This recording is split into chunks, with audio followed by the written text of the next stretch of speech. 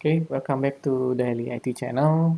Jadi hari ini kita akan membahas dua rumus fungsi dasar dari Excel masih masih dalam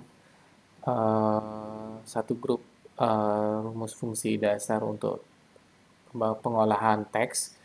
Jadi yang pertama yang kita pelajari adalah rumus atau concatenate text. Terus yang kedua adalah length of text. Jadi concatenate itu biasanya berfungsi untuk menggabungkan beberapa sel menjadi satu sel. Terus untuk length, dia akan menghitung berapa jumlah karakter dari suatu sel itu sendiri. Nah, karena ini rumus dasar,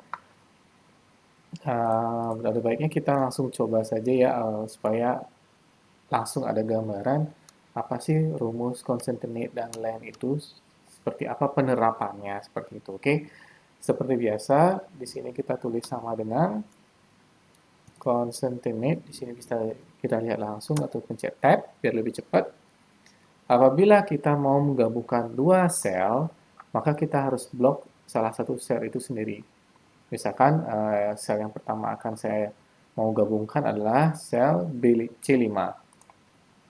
Saya blok, koma apabila ada sel tambahan selebih dari satu. Seperti itu. Oke, misalkan saya mau blok economy class. Seperti itu. Jadi nanti hasilnya akan menjadi Garuda Indonesia Economy Class. Diakhiri dengan tanda kurung tutup. Seperti itu. Nah, hasilnya akan menjadi Garuda Indonesia Economy Class. Apabila di tengah-tengah dalam suatu penggabungan itu ada suatu karakter, misalkan karakternya yang kita mau itu adalah tanda spasi, koma, titik, dan lain sebagainya, maka di dalam rumus ini kita bisa tambahkan tanda petik. Petik itu adalah suatu tanda baca untuk memasukkan suatu karakter kalimat atau huruf seperti itu. Oke, misalkan di sini saya mau masukkan spasi, maka saya tinggal pencet spasi saja terus diakhiri dengan tanda petik lagi. Kemudian jangan lupa untuk tanda koma lagi. Seperti itu. Oke. Makanya di sini Garuda Indonesia, koma, ekonomi, kelas akan masuk ke dalam sel C14 seperti itu. Nah, terus rumus yang kedua yang kita pelajari adalah eh, cara menghitung karakter suatu sel seperti itu. Oke, caranya gampang sama dengan len kurung buka. Kita langsung misalkan kita mau menghitung jumlah karakter Lion Air ini kurung tutup.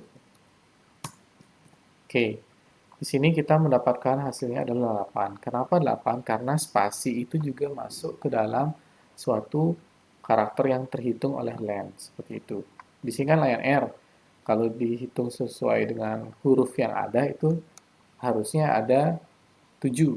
Tapi karena ada spasi di antara Lion dan Air, makanya dihitung 8, seperti itu. Nah,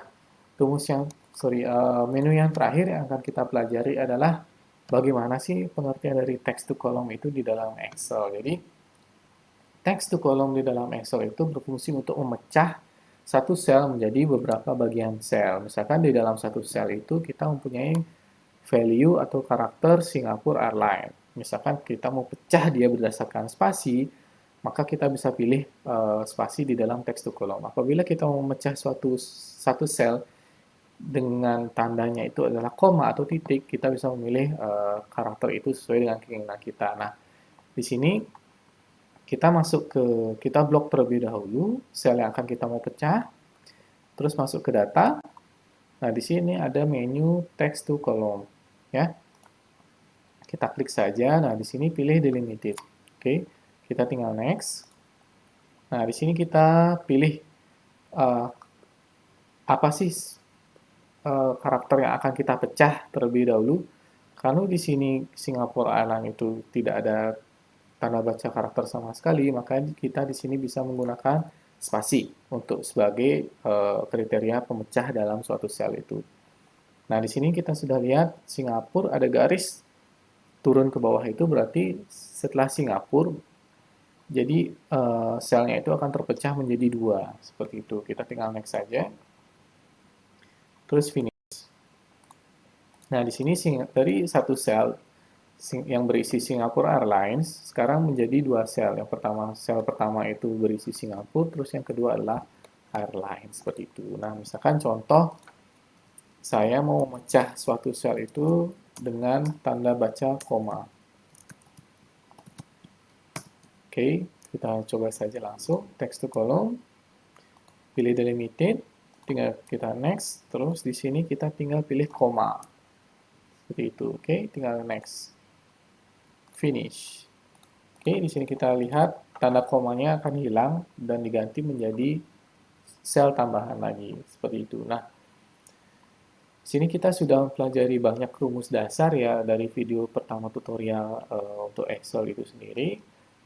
Sampai hari ini, mungkin next tutorial selanjutnya itu kita akan pelajari suatu studi kasus dari hampir semua formula dasar yang sudah kita pelajari di video-video sebelumnya. Jadi, sampai di sini apakah ada pertanyaan? Apabila ada pertanyaan, jangan lupa untuk menulis di kolom komentar. Kemudian, jangan lupa like, subscribe, dan komen, dan share ke teman-teman yang mau belajar masalah Excel atau masalah IT yang lainnya. Seperti itu. Oke, sampai di sini. Selamat malam dan terima kasih.